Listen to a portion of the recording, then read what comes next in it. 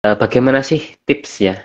Tips untuk mencegah konflik ya, untuk menghindari konflik. Iya, seperti itu. Nanti kita sebelum pertanyaan ini yang terakhir akan kita tanyakan dulu ke Ibu Rena. Silakan. Oke, terima kasih Bu Nita pertanyaannya. Oke, jadi kalau misalnya menghindari konflik, tentunya pertama kita harus tahu dulu konfliknya ini apa. Kita harus kenal dulu dengan konfliknya. Karena kadang-kadang kita nggak kenal, kita ngerasa kesel aja gitu, kita ngerasa kecewa aja, tapi kecewanya ini karena apa ya gitu. Ini yang harus kita tahu dulu nih. Keselnya ini karena apa? Keselnya karena pasangan kita nggak menghubungi kita gitu pada saat pulang malam, atau keselnya pasangan kita ngopi-ngopi dengan teman-temannya gitu. Ini kan berbeda nih gitu kan, ini kan dua hal yang berbeda gitu. Nah, ini kita harus jelas dulu konfliknya, permasalahannya ini apa, yang mengganggu kita nih apa gitu. Karena kadang-kadang kita pada saat kita secara emosi gitu ya, kita ngerasa nggak enak, kita ngerasa kesel gitu, kita ngerasa marah, kadang-kadang kita jadi sulit untuk berpikir secara rasional gitu. Sebenarnya permasalahannya apa ya gitu, karena kita udah kesel aja gitu. Jadi kita lihat dulu gitu sebenarnya permasalahannya ini apa gitu, supaya kita tahu gitu. Selanjutnya konflik yang sama tidak akan terulang kembali gitu. Jadi kita kenali konfliknya dulu, itu yang pertama gitu. Yang kedua tadi, kalau misalnya kita memang udah ada perasaan-perasaan yang mengganjal gitu ya, itu perlu kita selesaikan. Jangan kita tunggu-tunggu gitu ya, jangan kita diem-diemin gitu ya, itu perlu kita selesaikan sehingga konflik nggak akan berkepanjangan. Dan tentunya kalau misalnya kita ngomongin pernikahan, dari awal pernikahan kita harus mempunyai kayak apa ya, visi misi yang sama gitu. Aturan-aturan, apalagi kalau udah punya anak ya, aturan-aturan yang sama gitu antara orang tua, antara suami dan istri gitu, sehingga itu tidak akan menjadi konflik gitu kalau kita punya aturan yang sama. Karena kalau kita ngomongin parenting, ini kan banyak sekali nih konflik yang muncul karena anak gitu ya.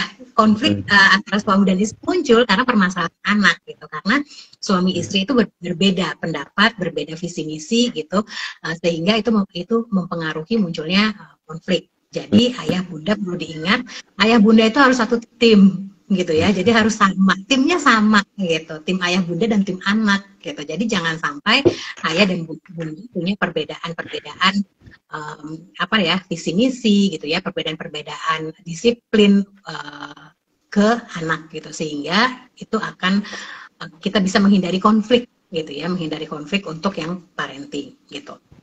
Itu 3 hal tadi itu, mengenali konfliknya, terus yang apa, kalau ada perasaan-perasaan yang mulai mengganggu cepat-cepat diselesaikan gitu ya.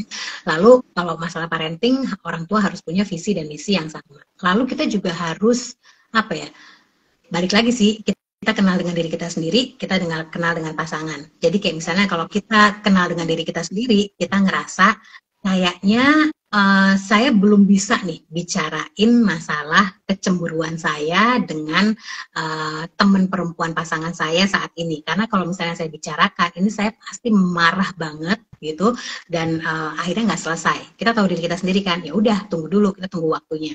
Kita nggak ngomong dulu. Itu menghindari konflik juga gitu. Sama juga kita mengenali pasangan gitu. Kita tahu bahwa pasangan kita ini sangat nggak suka kalau misalnya kayak dituduh atau dipojokkan gitu, misalnya seperti itu ya, kayak langsung to the point gitu, misalnya nggak suka gitu. Sukanya itu ya dibaik-baikin dulu misalnya gitu ya, terus dipuji-puji dulu gitu misalnya gitu. Nah, kita tahu, kalau kita mengenali pasangan, kita tahu bagaimana cara kita bicara dengan pasangan, sehingga pada saat kita bicara itu tidak akan terjadi konflik, tapi kita bisa bicara dengan positif pada akhirnya gitu. Jadi kenal dengan diri sendiri, kenal dengan pasangan, itu pun sangat baik gitu ya, supaya kita bisa menghindari konflik. Dan tentunya kalau kita ngomongin pernikahan, kita juga harus belajar resolusi konflik gitu ya, bagaimana kita menghadapi konflik gitu ya. Nah, ini banyak sekali sih bahasannya kalau ini gitu ya, bagaimana cara kita menghadapi konflik. Misalnya kayak kita solution fokus gitu ya, memang kita ke solusi kalau udah konflik gitu ya, kita fokusnya ke solusinya seperti apa gitu misalnya. Karena kan banyak juga ya pasangan-pasangan pada saat berkonflik tapi fokusnya di penyebabnya aja gitu. Misalnya, betul banget kamu pergi sama si A, kamu nggak bilang-bilang, kamu nggak balas WhatsApp saya gini. Jadi itu yang dipermasalahkan terus, yang dibicarakan terus, tapi kita lupa solusinya seperti apa nih, gitu. Jadi pada saat kita sudah tahu konfliknya apa, kita yuk fokus ke solusinya. Oke, saya kan nggak suka nih kamu suka pergi sama si A, gitu. Gimana nih sekarang nih, gitu. Untuk apa kesepakatannya gimana nih supaya saya nyaman, kamu juga nyaman, gitu. Jadi kita ke solusi fokusnya, gitu. Itu salah satunya sih, gitu. Cuma kalau kita ngomongin ya tadi ya, kalau kita ngomongin caranya resolusi konflik gitu ya, menyelesaikan konflik ya, apa namanya, itu juga ada banyak banyak hal yang bisa kita bicarakan gitu. Baik, baik, baik. Alhamdulillah luar biasa ya penjelasannya dari Ibu Rena Masri, ayah bunda sekalian.